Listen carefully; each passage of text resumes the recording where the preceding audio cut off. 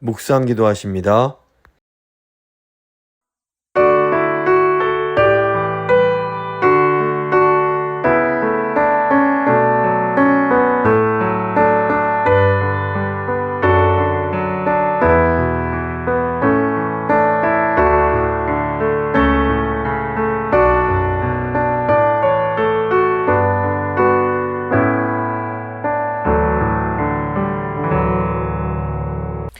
사도신경 고백합니다.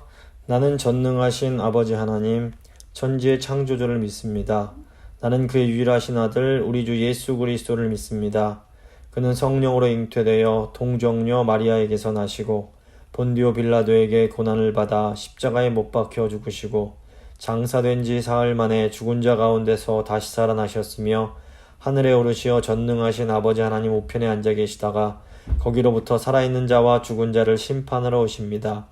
나는 성령을 믿으며 거룩한 공교회와 성도의 교제와 죄를 용서받는 것과 몸의 부활과 영생을 믿습니다. 아멘. 찬송가 78장입니다.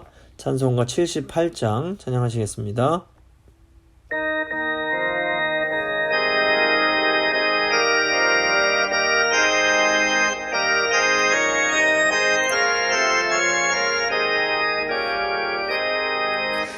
새롭고 푸른 하늘과 수없는 빛난 별들을 지으신 이는 창조주 그 솜씨 크고 크셔라 날마다 때여 하나님 크신 권능을 만백성 모두 보라고 만방의 도로 비치네 해지고 황혼 깃들 때 공평해라 떠올라 밤마다 귀한 소식을 이 땅에 두루 전하니 행성과 항상 푸른 별 저마다 제길 돌면서 창조의 기쁜 소식을 온 세상 널리 전하네 엄숙한 침묵 속에서 무별이 제길 따르며 지구를 싸고 볼 때에 들리는 소리 없어도 내 마음 귀가 열리면 그 말씀 밝히 들리네 우리를 지어내시니 대조제 성부 하나님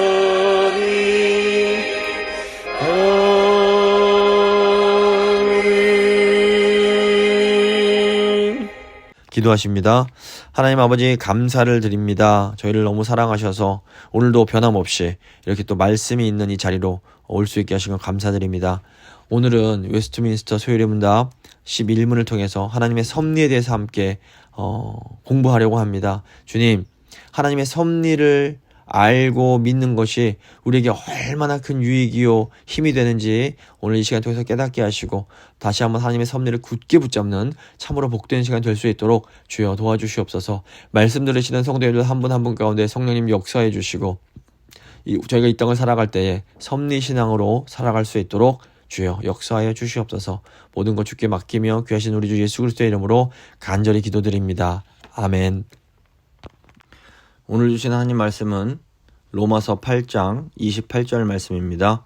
로마서 8장 28절 말씀 제가 봉독해 드리도록 하겠습니다. 우리가 알거니와 하나님을 사랑하는 자, 곧 그의 뜻대로 부르심을 입은 자들에게는 모든 것이 합력하여 선을 이루느니라. 아멘. 오늘은 웨스트민스터 소요리 문답 11번째 문제인 섭리에 대해서 함께 공부를 하도록 하겠습니다. 먼저 웨스트민스터 소요리 문답 복습을 좀 하겠습니다. 웨스트민스터 소요리 문답은 크게 두 부분으로 되어 있다 말씀드렸습니다. 앞부분은 우리가 무엇을 믿어야 되는지, 우리 믿음의 내용에 대한 것이고, 뒷부분은 우리가 어떻게 행해야 하는지, 우리 삶의 그 의무에 대한 것이라고 말씀드렸습니다. 그래서 이제 앞부분에 그 일부의 그 내용은 신론, 인간론, 기독론, 구원론, 종말론 이런 내용들이 들어 있습니다. 신론은 하나님에 대한 성경적 가르침이고, 인간론은 인간에 대한 성경적 가르침, 기독론은 예수 그리스도에 대한 성경의 가르침, 또 구원론은 우리가 어떻게 구원받을 것인지에 대한 이 구원에 관련된 전반적인 성경의 가르침, 그리고 종말론은 마지막 때에 관한 성경의 가르침을 의미합니다. 그리고 이제 2부에 있어서는 주로 교회론, 교회에 대한 가르침과 또 이제 주기도문, 사도신경 이런 내용들이 들어 있습니다. 이 중에서 저희는 가장 앞부분인 신론, 즉 하나님에 대한 교리, 하나님에 대한 성경의 가르침을 공부하고 있습니다. 교재에 있는 표를 보시면 신론이 그 4문부터 12문까지인데, 이 신론도 전체적으로 보면 크게 두 부분입니다. 앞부분은 하나님의 존재에 관한 것, 하나님이 어떤 분이신지에 대한 내용이고, 뒷부분은 이 하나님께서 우리를 위하여, 이 세상을 위하여 어떤 일을 하시는지에 대한 부분입니다. 저희가 그동안 이제 그 신론 전체를 쭉 살폈는데, 그 하나님의 존재에 대한 부분은 그 하나님의 속성에 대한 것, 또 하나님께서 한 분이시라는 것, 그리고 하나님이 삼위일체 하나님이시라는 이런 내용들을 다루고 있습니다. 그리고 이제 하나님의 사역은 크게 세 부분입니다. 작정, 창조, 섭리입니다. 이 작정, 창조, 섭리를 이해하기 위해서 저희가 이제 건축을 비유를 하는데, 건축 과정도 크게 세 부분입니다. 먼저 설계를 하고, 설계대로 시공을 하고, 시공된 것을 관리를 합니다. 이제 여기에 맞춰서 이제 이 작정은 설계의 비유를 할 수 있고, 창조는 시공의 비유를 할 수 있고, 섭리는 이제 그 관리의 비유를 할 수 있습니다. 근데 비유이기 때문에 똑같진 않지만, 이런 거구나 이렇게 이해를 할 수가 있는 겁니다. 그래서 하나님의 이 작정은 하나님의 그 영원하신 완벽하신 계획인데, 이 작정이 그 창조와 섭리로 시행이 된다, 이렇게 이해하시면 됩니다. 근데 이제 이 작정이란 것이 그 시간 밖에서 그 시간이 만들어지기 이전에 이제 되어진 것이기 때문에, 이 시간 전에 되어진 작정이 시간 안에서 창조가 되고, 또 시간 안에서 이 섭리로 이렇게 시행되는 것이다, 이렇게 이해를 하셔야 됩니다. 저희가 이제 지난 시간까지 창조에 대해서 공부를 했고, 이제 오늘은 이제 섭리에 대해서 들어가겠습니다. 섭리도 이제 그 두 부분인데, 오늘은 그 앞부분인 11문을 함께 생각해 보도록 하겠습니다. 11문 보시면, 하나님의 섭리의 사역은 무엇입니까? 그 섭리를 영어로 providence라고 하는데, 그러니까 하나님의 그 섭리의 사역은 무엇인가? 이걸 질문할 때 답입니다. 하나님의 그 섭리의 사역은 하나님이 가장 거룩하고 지혜롭고 권능 있게 자신의 모든 창조물과 그 모든 행동을 보존하시고 통치하는 것입니다. 이렇게 답을 하고 있습니다. 자, 먼저 하나님 섭리에 있어서 거룩하고 지혜롭고 권능 있게, 이 부분을 생각해 보겠습니다. 그러니까 하나님의 섭리 사역에는 세 가지 특징이 있는데, 거룩, 지혜, 권능입니다. 우선 이 거룩은 하나님의 가장 대표적으로, 하나님을 표현할 때 가장 대표할 수 있는 속성이 이제 거룩함입니다. 이 거룩에는 이제 하나님의 그 선하심, 의로우심이 다 포함이 되어 있다고 볼 수 있습니다. 즉 하나님의 섭리는 하나님의 선하시고 의로우신 성품 가운데 이제 이루어지는 겁니다. 그런데 이제 아무리 선하고 의로워도 이 지혜가 없으면 또 이게 별로 소용이 없습니다. 이 일을 성취하려면 거룩하면서도 동시에 또 지혜로워야 됩니다. 이게 왜 그런가 하면 아무리 좋은 의도로 하는 일일지라도 지혜가 없으면 의도치 못한 나쁜 결과가 나올 수 있기 때문에 그렇습니다. 그 옐로우스톤의 그 회색 늑대 이야기를 들어보셨을지 모르겠는데 지금부터 한 100년 전만 해도 이 미국 대륙에 회색 늑대가 굉장히 많이 살고 있었다고 합니다. 근데 이 늑대가 최상위 포식자이기 때문에 초식동물을 많이 잡아먹었습니다.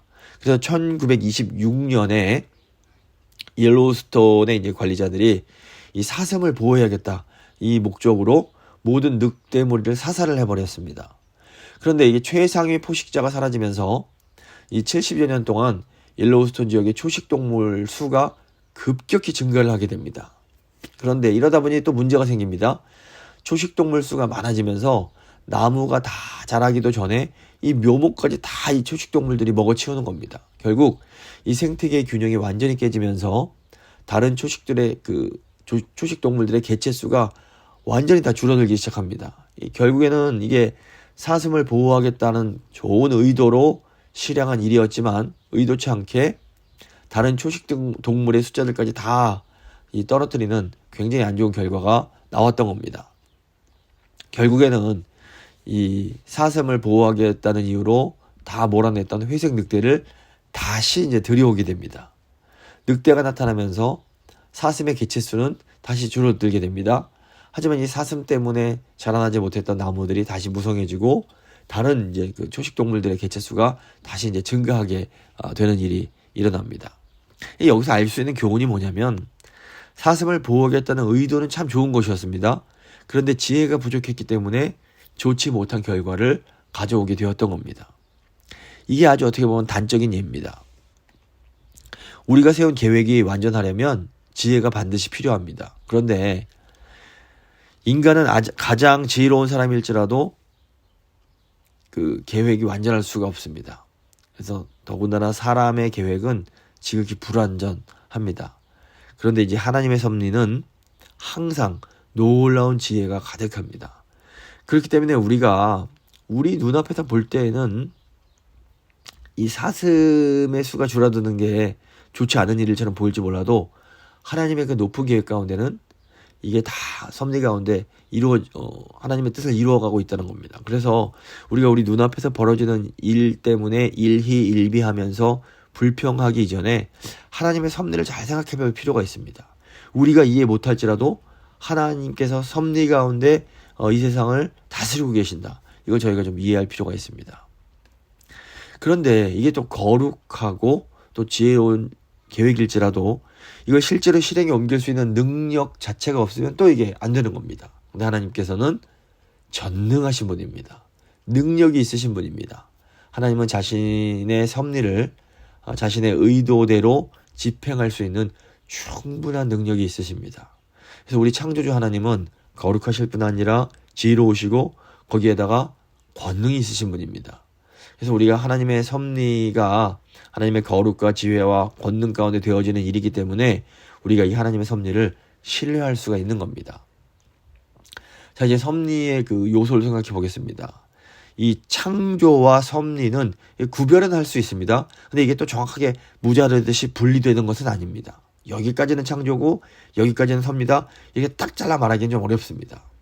근데 창조는 하나님께서 아무것도 없는 무로부터 이 피조물의 그 아무런 도움 없이 협력 없이 무언가를 만들어내시는 이 사역의 강조점이 있습니다. 반면에 섭리는 하나님께서 이 피조물들과의 협력을 통해서 그 만물을 지속시켜 가시는 이 사역에 조금 더 강조점이 있다고 이해하시면 됩니다.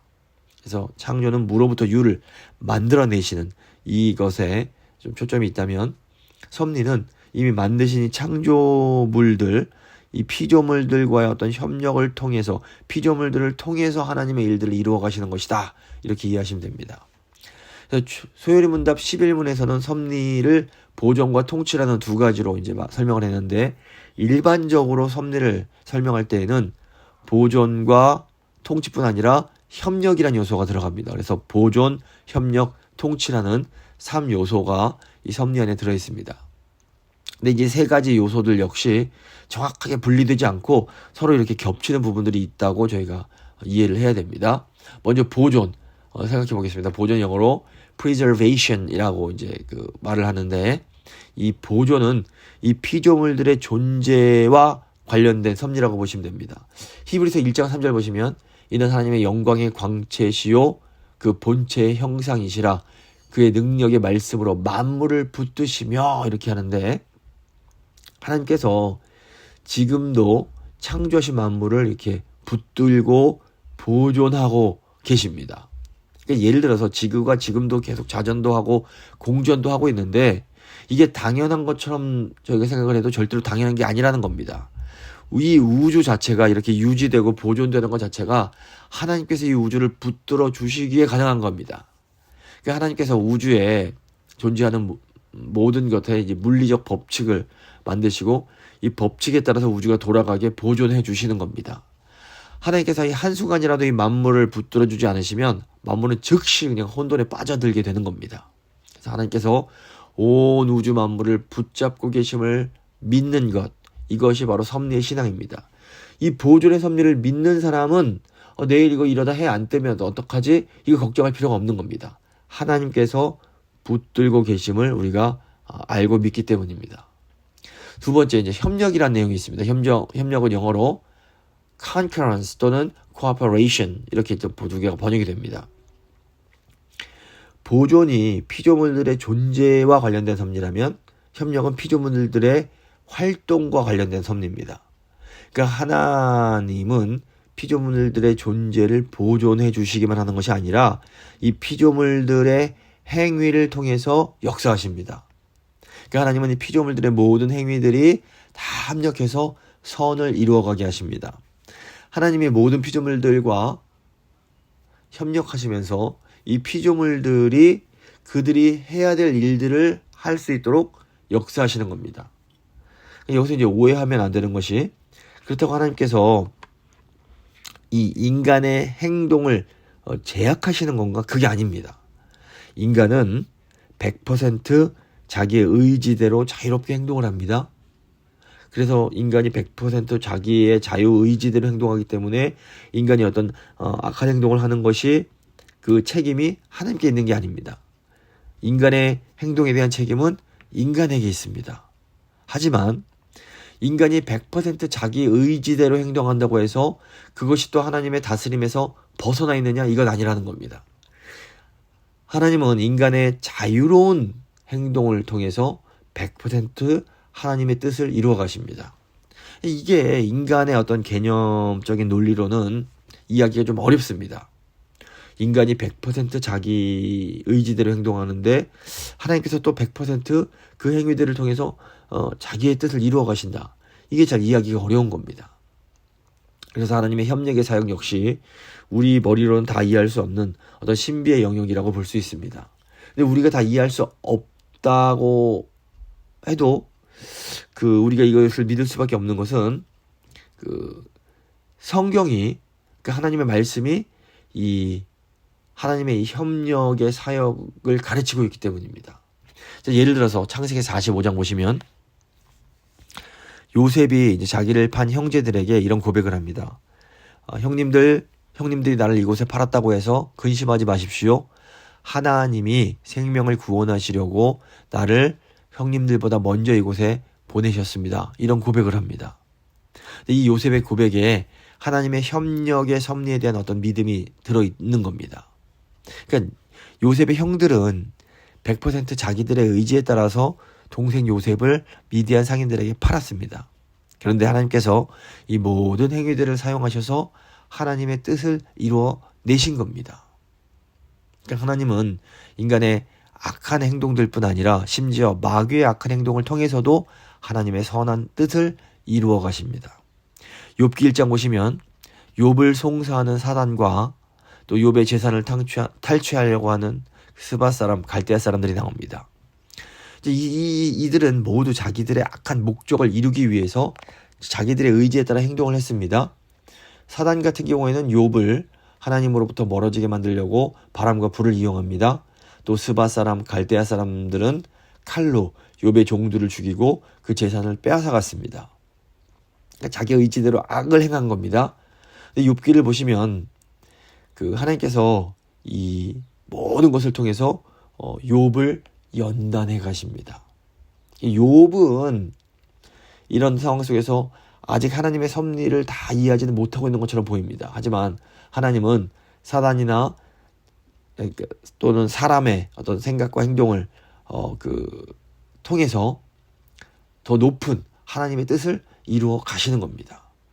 그러니까 하나님께서는 가장 악해 보이는 일들을 통해서도 선을 만들어내십니다. 그러니까 섭리에 대한 믿음은 우리 눈앞에 일어나는 악한 일들에 대해서 절망하거나 낙심하지 않고 계속해서 하나님을 바라볼 수 있는 큰 위로와 힘을 우리에게 제공해 줍니다. 이제 마지막으로 이 섭리의 통치가 있습니다. 이 통치는 영어로 government라고 하는데 이 통치는 피조물들이 목적을 이루어가는 것과 관련된 섭리입니다.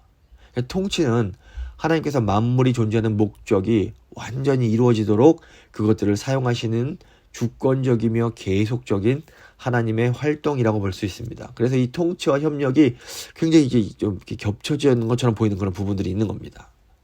하나님은 하나님께서 창조하신 만물들의 그 성질과 그들의 존재의 목적에 부합하게 통치해 가십니다. 그러니까 하나님의 통치가 없으면 각각의 피조물들이 자기들의 존재의 목적을 이룰 수가 없는 겁니다. 시편 103편 19절 보시면 하나님께서 그의 보좌를 하늘에 세우시고 그의 왕권으로 만유를 다스리시도다 이렇게 말씀합니다. 다니엘 4장 보시면 바벨론의 그 느부갓네살 왕이 한때 총기를 잃었다가 다시 회복한다는 그런 내용이 나옵니다.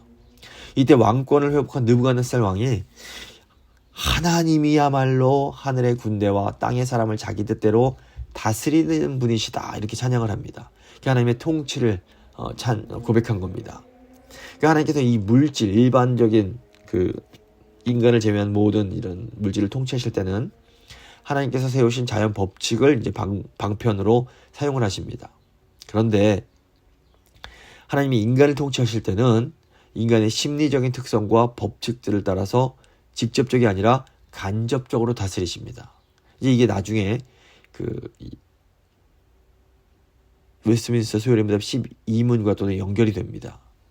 하나님께서 인간을 다스리실 때에는 그 성령께서 상황과 또 교훈과 권명과 모험 등을 사용해서 이렇게 또 직접적인 인격적인 그런 작용을 통해서 또 이렇게 인간을 다스리십니다. 그렇기 때문에 이 하나님의 통치를 믿는 사람들은 늘 성령님의 인도하심에 민감할 필요가 있는 겁니다. 이 통치는 인간의 영역에 있어서는 하나님의 인도하심과 또 아주 밀접한 관련이 있습니다. 그러니까 하나님은 창조하시고 그냥 내버려 두시는 것이 아니라 계속해서 이렇게 섭리 가운데 인간을 인도하시고 다스려 주시는 겁니다. 자, 이제 세 번째 섭리 기준을 생각해 보겠습니다. 하나님께서 섭리하시는 기준은 하나님의 선하신 뜻입니다. 저희가 이제 로마서 8장 보시면 모든 것이 합력하여 선을 이룬다 이렇게 말씀하는데 우선 이 착함이란 것이 무엇인지를 이해해야 됩니다. 보통은 사람들이 선하다 이렇게 하면 다른 사람에게 해 안 끼치고 다른 사람에게 베풀 줄 알고 도울 줄 아는 이런 것들을 선한 것이다, 착한 것이다 생각합니다. 그러니까 사람들은 이 선악에 대한 인간의 도덕과 윤리가 인간이 만든 것이다, 인간의 사회가 만든 것이다 생각을 합니다. 하지만 잘 생각해 보면 이 선이라는 개념 자체가 하나님이 계셔야만 가능합니다. 일단 철학적으로 보면 이 선이라는 개념의 총체가 바로 신이란 개념입니다. 그러니까 신이 존재하지 않으면 선이라는 개념 자체가 매우 상대적인 것이 되어버립니다. 다시 말해서 이게 무슨 말이냐면 하나님이 계시지 않으면 선이란 것은 다 제각각 다를 수밖에 없다는 겁니다. 나에게는 선한 것이 다른 사람에게는 매우 악한 것이 될 수가 있습니다. 가령 우리가 살인은 나쁜 것이다 이렇게 말하는데 하나님이 계시지 않으면 사실 살인이 나쁜 것이라고 말할 수 있는 근거가 없어집니다. 왜냐하면 이 자연세계의 동물들을 보시면 동물들은 자기가 생존하기 위해서 다른 동물들을 그냥 잡아먹습니다. 이것을 보고 저 악한 놈, 나쁜 놈 말하지 않습니다. 그래서 오직 자연이 전부라면 힘세고 강한 자가 이 약한 자를 압제하고 죽이는 것 자체를 이 나쁜 것이다 말할 수가 없어집니다. 그러니까 하나님이 계시지 않으면 절대적인 선악의 근거가 사라지게 되는 겁니다. 그렇기 때문에 이 철학적 차원으로만 봐도 선이 있다고 믿는 사람은 사실은 실제적으로 이 신의 존재, 하나님의 존재를 상정하는 것이라고 볼 수 있습니다. 물론 이 철학적인 신이 성경에서 계시된 여호와 하나님과 똑같다 이렇게 말할 수는 없습니다. 하지만 이 세상에 어떤 절대적인 선함이 있다 이렇게 믿는 것은 실제로 신의 존재를 믿는 것이다 이렇게 봐야 됩니다. 그래서 하나님은 절대적인 선이십니다. 이 선의 기준은 하나님이시라는 겁니다. 그래서 이런 의미에서 하나님이 원하시는 것이 이루어지는 것, 이것이 바로 선한 것입니다. 하나님은 이 세상에서 되어가는 모든 일들을 다 그 계획 가운데 의도하셔서 그 일들을 통해서 결국에는 하나님께서 원하시는 뜻을 이루어 가십니다. 역사 속에서 일어나는 모든 일들과 우리가 우리 마음대로 행동하는 모든 행동들까지도 심지어 우리가 악한 마음으로 행하는 모든 악행까지도 다 하나님의 섭리 가운데 있는 것입니다. 자, 네 번째 섭리와 우연입니다. 하나님께서는 특별히 우리가 우연이라고 생각하는 방법을 통해서 역사하십니다. 열왕기상 21장을 보시면 아합 왕이 이 나봇이라는 사람의 포도원을 차지하기 위해서 이 나봇을 모함해서 죽입니다. 엘리야 선지자가 이 악한 사건에 대해서 개들이 나봇의 피를 핥는 곳에서 결국 아합 왕의 피도 핥게 될 것이다 이런 예언을 합니다. 아합도 똑같은 곳에서 이제 죽어서 이런 비참한 처우를 맞게 될 것이다 예언을 한 것인데 근데 이 예언이 즉각 이루어지지 않습니다. 시간이 많이 흐르고 아합 왕이 이제 남유다의 여호사밧 왕과 함께 저 북쪽에 있는 아람과 전쟁을 하게 됩니다. 엘리야의 예언이 늘 마음에 꺼림직했던 아합 왕이 이 자기 왕의 옷을 다른 신하에게 입히고 자기는 일반 병사의 옷을 입고 이 전쟁에 참여합니다. 실제로 이제 아랍 군인들도 이 왕의 옷을 입은 사람이 이제 아합 왕인 줄 알고 모든 공격을 그 사람에게 집중을 합니다. 그런데 아주 우연히 아랍의 어떤 군인 하나가 쏜 화살이 아합이 입은 갑옷 사이 그 솔기를 파고들어서 아합을 맞추게 됩니다. 이게 결국 이 아합이 이 전쟁통의 치료를 제대로 받지 못하고 병거에서 그만 죽게 됩니다. 병거 바닥에 아합의 피가 흥건하게 고였고 이 병거를 사마리아의 이 못에서 씻을 때에 정말로 예언대로 개들이 그 피를 핥게 됩니다. 성경은 이것을 보고 여호와께서 하신 말씀과 같이 되었다 이렇게 기록을 하고 있습니다. 그러니까 결국 아합 왕은 아람의 병사가 우연하게 쏜 화살에 맞고 죽음을 당하게 됩니다. 그런데 사실은 이것이 하나님의 섭리였던 겁니다. 사람들에게는 우연처럼 보이지만 하나님께는 우연이 아니었던 겁니다. 우리 삶 속에서도 우연처럼 보이는 수없이 많은 일들이 일어납니다. 섭리신앙은 우연처럼 보이는 이런 일들 속에서 하나님의 선하신 손길을 볼 수 있게 도와줍니다. 사람은 자기들이 독립적인 존재라고 이렇게 생각하기를 좋아합니다. 그래서 사람들은 내가 누군가의 다스림이나 지배를 받고 있다 이런 생각 자체를 너무 싫어합니다. 그래서 사람들이 하나님의 섭리를 인정하고 싶어 하지 않습니다.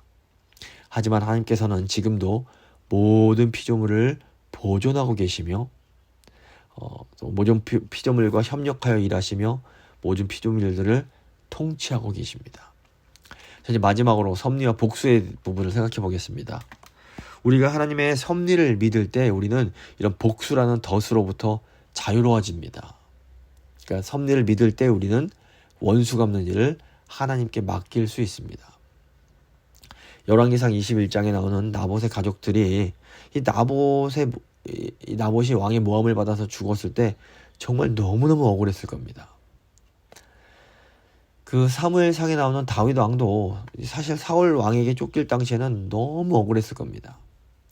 우리 삶 속에도 이 모함받고 내가 하지도 않은 일을 했다고 막 이렇게 모함받고 막 그러면 너무너무 억울하고 원통합니다. 근데 이때 섭리를 믿는 신앙이 우리에게 굉장히 큰 힘이 됩니다. 구약 성경을 보시면 하나님께서 악인들을 반드시 벌하신다 이런 말씀이 나옵니다. 신명기 32장 35절 보시면 그들이 실족할 때에 내가 보복하리라. 그들의 환난 날이 가까우니 그들에게 닥칠 그 일이 속히 오리로다. 하나님이 말씀하시는 겁니다. 내가 복수해 주겠다. 현대인 성경 보시면 이 구절을 원수 갚는 건 내 일이다. 내가 갚아주겠다. 이렇게 번역을 합니다. 우리가 이제 이 말씀을 믿는다면 어떤 분노와 복수심에 사로잡혀서 우리 인생을 허비하는 대신에 하나님의 복수해 주심을 신뢰하면서 새로운 삶을 살아갈 수가 있게 됩니다. 그러니까 하나님께서 우연히 날아가는 화살로 나봇의 복수를 해주십니다. 또 이 복음서 보시면 하나님께서 자기 자신만을 위해서 이기적으로 재물을 쌓아두고 하나님에 대해서 부여하지 못한 사람의 영혼을 어느 날 갑자기 데리고 가십니다. 사실 이런 일들이 오늘날에도 계속해서 일어납니다. 겉으로는 여러 죽음의 원인이 있을 수 있지만 그 이면에는 하나님의 섭리가 있는 겁니다. 이 섭리를 믿는 사람은 복수를 하나님의 손에 맡길 수 있습니다. 이 사람이 직접 복수를 하려고 하면 일단 복수하려는 그 사람 마음이 온전할 수가 없습니다. 이 분노와 복수심으로 꽉 차서 그 마음이 굉장히 괴롭습니다. 또 복수를 성공을 한다고 해도 인간이 한 복수는 또 다른 복수를 낳게 되는 이 악순환이 계속해서 반복됩니다. 지금 그 이스라엘에서 벌어지는 일이 이제 그런 겁니다. 이 한쪽에서 복수를 하고 나면 또 그것을 원한을 낳아서 또 복수를 하게 되고 또 복수하게 되고 계속 역사 가운데 이런 일들이 반복되는 겁니다. 이 복수심에 사로잡히면 잠을 잘 수가 없고 또 다른 일에 집중할 수가 없게 됩니다. 근데 하나님의 정의를 믿는 사람은 복수심에 사로잡히지 않고 자기가 해야 할 일에 집중할 수 있습니다. 그래서 사도 바울이 분을 내어도 죄를 짓지 말며 해가 지도록 분을 품지 말고 마귀에게 틈을 주지 말아라 이렇게 가르치는 겁니다. 하나님의 갚아주심을 믿지 못하면 이게 계속해서 용서도 불가능하고 이 화를 이렇게 덜어낼 수가 없는 겁니다. 오늘 말씀을 좀 마무리 지어 보도록 하겠습니다. 우리는 다 이해할 수 없을지라도 하나님의 작정을 믿고 또 하나님의 예정을 믿습니다. 성경이 그것을 가르치기 때문입니다. 마찬가지로 우리가 하나님의 섭리도 다 이해할 수는 없습니다. 하지만 성경이 하나님의 섭리를 가르치기에 우리가 하나님의 섭리를 믿음으로 받아들이는 겁니다. 섭리에 대한 믿음은 우리에게 큰 유익을 줍니다. 하나님의 섭리를 믿을 때 우리는 이 세상이 언제 무너질까 이걸 두려워할 필요 없습니다. 하나님이 꽉 붙잡아주고 계심을 믿기 때문입니다. 하나님의 섭리를 믿을 때 우리는 불행한 일을 당해도 낙심하거나 좌절하지 않을 수 있습니다. 또 하나님의 섭리를 믿을 때 우리는 복수라는 깊은 수렁에 빠져들어가서 인생을 낭비하지 않을 수 있게 됩니다. 우리 하나님께서 지금도 이 세상을 꽉 붙잡고 계십니다. 하나님께서 지금도 이 세상에서 일어나는 모든 일들을 통해서 선을 이루어가고 계십니다. 하나님께서 지금도 이 세상 모든 만물이 그 존재의 목적을 이루도록 다스리고 계십니다. 이 섭리에 대한 믿음을 꽉 붙잡는 우리 모두가 될 수 있기를 간절히 바랍니다. 이제 이 시간 잠시 기도하도록 하겠습니다. 먼저 멕시코 단기 선교를 위해서 기도하겠습니다. 저희가 2024년 8월 2일부터 8월 5일까지 멕시코 엔세나다 꿈꾸는 교회로 그 단기 선교를 가게 됩니다. 그 우리 단기 선교에 참여하는 우리 다음 세대들 위해서 기도해 주시고 또 이 가는 선교사가 있다면 보내는 선교사가 있습니다. 우리 다른 성도님들은 보내는 선교사들이 되셔서 정말 이 선교를 통해서 하나님께만 영광이 되게 하시고 또 그 가운데 복음이 전해지는 귀한 일에 우리 교회가 아름답게 사용되어질 수 있게 해달라고, 모든 악한 것들로부터 우리 보호해달라고 한번 간절한 마음으로 함께 기도하도록 하겠습니다.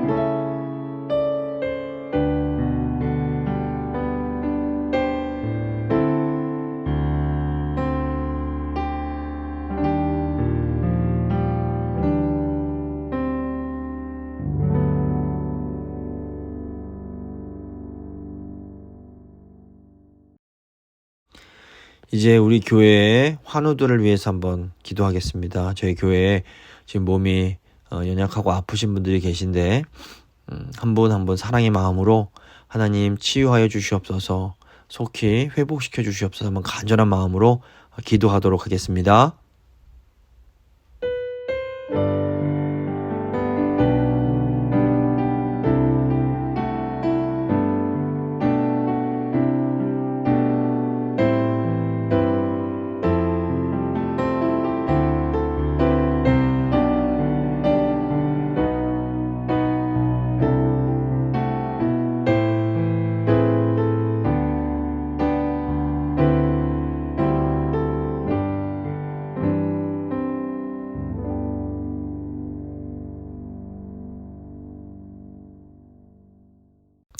이제 마지막으로 이 전 세계에 있는 그 교회들과 목회자들, 성도들 위해서 기도하겠습니다. 전쟁과 자연재해로 어려움 겪는 지역의 성도들, 그리고 지금도 신앙으로 인해서 핍박받는 많은 분들이 계신데 그 핍박받는 지역의 교회를 위해서 하나님 긍휼히 여겨 주시옵소서, 지켜주시고 함께하여 주시옵소서 한번 간절한 마음 담아서 기도하도록 하겠습니다. 기도하십니다.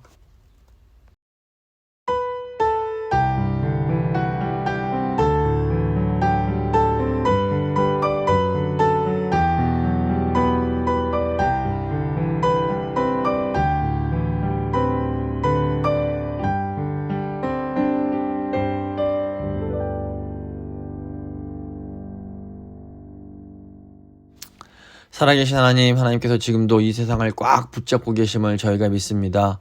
하나님 너무 감사합니다. 주님께서 이 세상에서 일어나는 모든 일들을 통해서 하나님의 그 선하신 뜻을 이루어 가신다는 것, 이것을 저희가 다시 한번 깨닫게 하심을 감사합니다. 지금 저희 눈으로 볼 때에는 이 세상에 악행이 너무 많고 안타까운 일들이 너무 많지만 하지만 여전히 주께서 일하고 계심을 저희가 믿음으로 바라봅니다.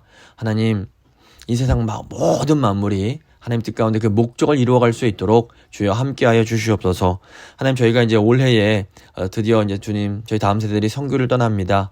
하나님, 먼저 선교를 떠나는 자들 마음 가운데 아버지 복음에 대해 열정을 회복시켜 주시고 정말 영혼을 사랑하는 마음을 허락하여 주시길 간절히 간구합니다. 또 사랑하며 또 축복하며 또 물질로 후원하며 그 기도하며 그 선교를 보내는 성도님들도 아버지 능력 가운데 붙들어 주셔서 이 선교가 하나님을 기쁘시게 하는 것이고 우리가 교회가 복을 받을 수 있는 가장 좋은 방법임을 저희가 또 기억하면서 정말 기쁜 마음으로 이 선교를 함께 해 나아갈 수 있도록 주여 힘과 능력 더하여 주시길 원합니다. 하나님, 저희 교회에 육신적으로 연약한 분들, 성도님들 너무 많이 계십니다. 주여 은혜 베풀어 주시옵소서, 강건케 하여 주시옵소서. 무엇보다 이 모든 것을 통해서 정말 하나님의 그 놀라우신 그 능력이 나타나게 하시고 하나님을 더 의지하게 하시고 더 이것을 통해서, 이 연단을 통해서 그 믿음이 더 정금같이 나아올 수 있도록 주여 함께하여 주시옵소서. 또 전 세계는 핍박받고 고통받는 주의 백성들이 있습니다. 하나님, 그 신앙이 이런 어려움들 때문에 약해지는 것이 아니라 도리어 더 견고해지고 아름다워질 수 있도록 도와주시고, 아무쪼록 주께서 눈동자처럼 저희 신자들을 보호하셔서 모든 악으로부터 주께서 아버지 지켜주시고 아버지 함께해 주시길 간절히 간구합니다. 하나님, 이 세상 주님의 것이오니 주께서 인도하시고 주께서 가장 정말 좋은 것으로 정말 모든 것이 합력하여 선을 이루어갈 수 있도록 주님께서 인도하여 주시옵소서. 모든 것 주께 맡기며 귀하신 우리 주 예수 그리스도의 이름으로 간절히 기도드립니다. 아멘. 찬송가 425장입니다. 찬송가 425장 찬양하시겠습니다.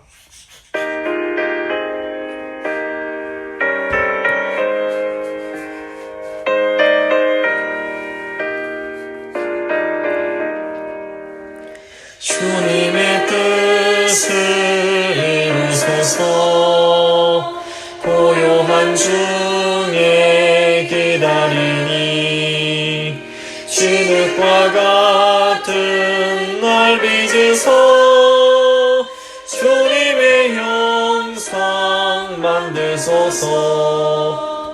주님의 뜻을 이루소서. 주님 발 앞에 엎드리니 나의 맘속을 살피시사 눈보다 이게 하옵소서. 주님의 뜻을 이루소서. 병들어 몸이 피곤할 때 권능의 손을 내게 펴서 강건케 하여 주옵소서. 주님의 뜻을 이루소서. 온전히 나를 주장하사 주님과 함께 동행함을 만민이 알게 하옵소서.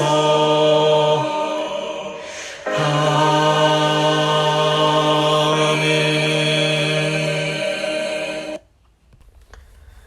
주님 가르쳐 주신 기도로 예배 마치도록 하겠습니다.